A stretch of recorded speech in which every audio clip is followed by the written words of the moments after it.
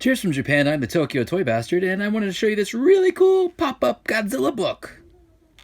Check it out, it's Godzilla, and it's one of my favorite Godzillas. It's Godzilla from the 1984 movie, Godzilla 1984, also known as The Return of Godzilla, also known as Godzilla 1985.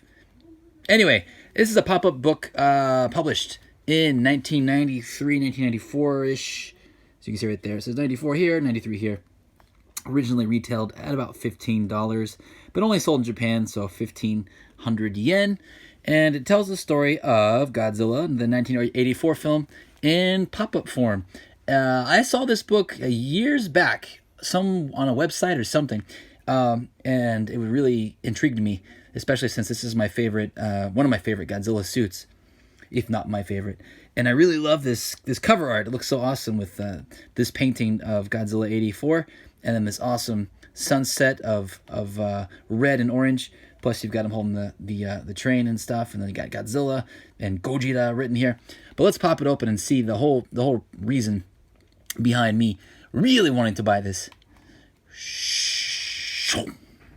Look, it's Godzilla. But look, you'll notice this is actually the later Godzilla. This is like post Biollante Godzilla.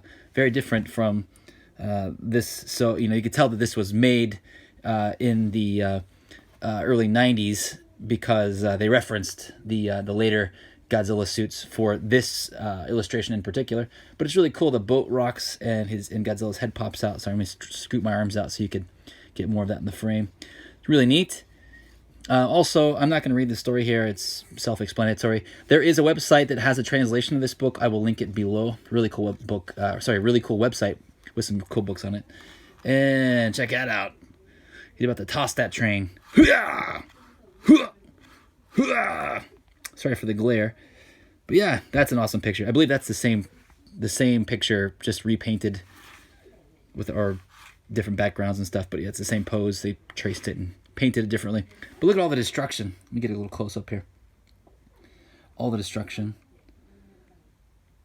It's so cool. All right, let's see the next page. All right, this one's a little bit weird. Like, he's a bit squat. I mean, he is squatting, but like his proportions look off. His legs look too small. But here he's being attacked from the ground and above. And they are about, I think, is the Super X what's up here? I know the Super X is coming soon. Super X is the ship that they created to attack him with. But you can see he's got that foot in front of the other one, showing some stomping there. That's kind of cool. Yeah, it just looks a little bit, his proportions look a little bit strange. All right, let's see the next page. This is probably one of my favorite pages in this book. So it's him shooting his atomic blast breath through the skyscraper. This one's not as animated. His arms go up and down at Super X.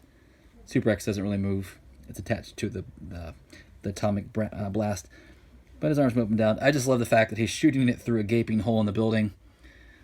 Or he's shooting a gaping hole through the building.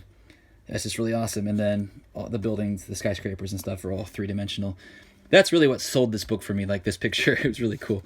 Although, again, Godzilla looks a bit weird here. He doesn't look quite like the 84 Godzilla. And he doesn't quite look like the later ones. He's a bit off. So Godzilla is definitely not consistent looking in this book. All right, next page. This is actually the last page. Yeah, it's a very short book. So you got Godzilla. He's turning around, and then he goes, "Oh no!" And then he falls into Mount Mihara. And that's how they end the film. You can see this is like a little satellite dish here. They basically use bird calls to lure him towards Mount Mihara, and then he falls in after they explode it. And it's a rather sad scene, especially the American cut. They really embellish on his sad scream. But it's cool how they have him turning around here and his mouth opens even wider.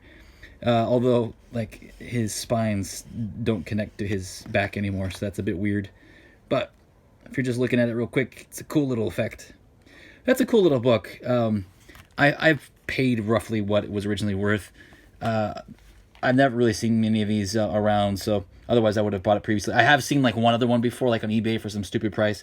There is also a couple other pop-up books from the same series of books. Are also I've seen on eBay for stupid prices. Don't pay those stupid prices. If you find one of these for 20 bucks, under 30 bucks, I would go for it. I don't know how rare these are, to be honest.